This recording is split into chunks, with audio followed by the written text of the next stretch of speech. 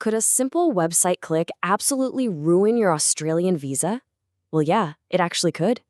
Imagine this. You spent months gathering documents, you've saved up hundreds of dollars, and you finally sit down to book your mandatory English proficiency exam.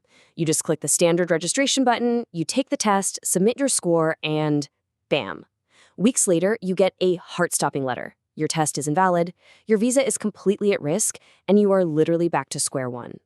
This is exactly what's happening to thousands of international students and skilled workers right now, all because of a massive, silent shift in the testing landscape.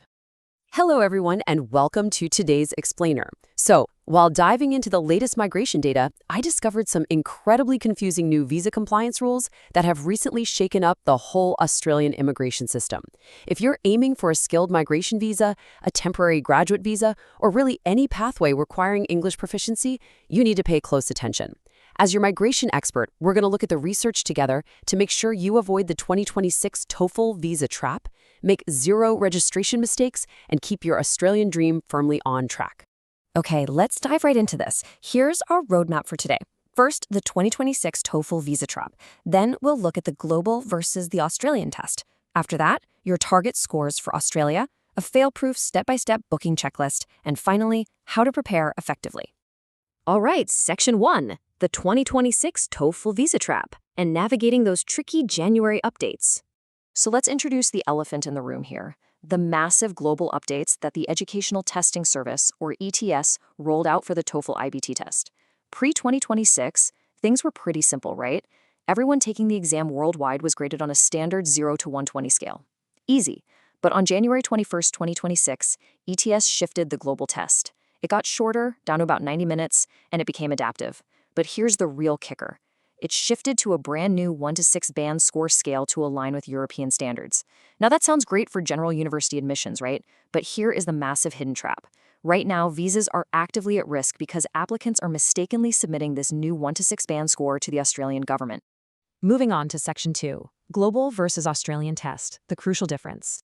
Now, what's really interesting about this slide is how Australia responded to these global changes. They responded with strict legislation and flat out refused to adopt the new system. Let's look at this split. On the left, you've got the new global TOEFL IBT with its 1 to 6 band score. Listen to me very carefully on this. The Australian Department of Home Affairs completely, 100%, rejects this version. If you submit a 1 to 6 band score, it is invalid. Period. No way around it. But on the right, we have the TOEFL IBT Australia. ETS specifically maintained this separate version just for Australian compliance.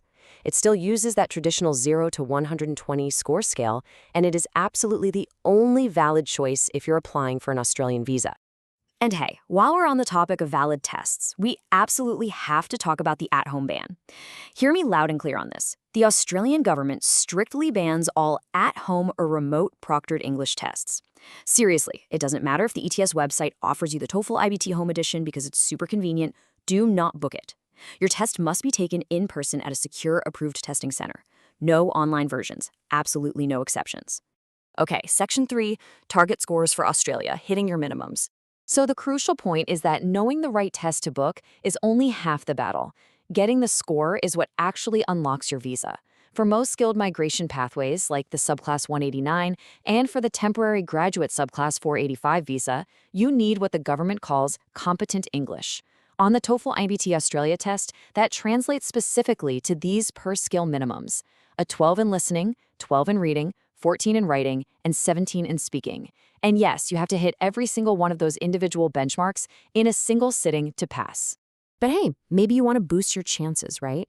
If you're applying for a points-tested visa, aiming for higher brackets is a massive advantage. If you hit proficient English, which means a 24 in listening and reading, a 27 in writing, and a 23 in speaking, you earn an extra 10 points on your skilled migration matrix. And if you manage to hit superior English with scores up to 30 in writing and 29 in reading, wow, that earns you a massive 20 extra points. This can literally be the difference between getting an invitation to apply right away and waiting in the pool forever. Section 4, Step-by-Step Booking Checklist, Guaranteeing Compliance. Let's move to our fail-proof registration checklist and see how this builds. According to the official migration guidelines, here is exactly how you avoid throwing your money away. Step 1, avoid the at-home edition like the plague. Step 2, When you log into the ETS booking portal, remember, the system handles thousands of global students and will likely default to the standard global test. You must manually search for and select the specific option labeled TOEFL IBT for Australia. And step 3, before you hand over your credit card details, stop. Look at the final confirmation screen. Verify that the test name explicitly says TOEFL IBT Australia. I really want to highlight this quote from our sources. Booking the wrong test format is one of the most frustrating and expensive mistakes a visa applicant can make. Double-checking that final screen takes, 5 seconds? But it saves you from throwing away hundreds of dollars, delaying your application by weeks, and potentially having your entire visa refused. Don't be the applicant who makes this mistake, guys. Section 5. How to prepare effectively. Mastering the 90-minute format. So, looking for the best way to prep? The standout resource that experts highly recommend is the official guide to the TOEFL IBT test, 8th edition. This specific edition, which you can actually pre-order now for its September 2026 release, is the ultimate manual. It's fully updated to reflect the new structure and timing of the test. It includes the exact task types you'll face, complete with detailed rubrics straight from the test makers themselves. And this brilliantly illustrates our next point. Once you have the official guide, the core strategy experts recommend is to train exactly how you fight. Set a strict 90-minute timer whenever you take a practice test. The new test is fast-paced and efficient, so you definitely won't have time to leisurely ponder questions. Avoid all distractions, put your phone in a whole other room, and basically mirror the exact exam conditions of a secure testing center. Building the stamina and time management under pressure is exactly what's going to push you into those proficient and superior scoring brackets. All right. You now possess the exact knowledge to navigate the 2026 TOEFL visa trap. You know to reject the global 1 to 6 scale, you know to demand the specific TOEFL IBT Australia option, and you know exactly what minimum scores you need to hit for your specific visa. It's time to take control, double-check your registration, and start practicing with that timer. But it does make you wonder, with immigration rules changing so rapidly, what other silent traps are lurking in the visa process waiting to catch applicants off guard? Thanks for joining me on this explainer. Stay vigilant, and I'll see you next time.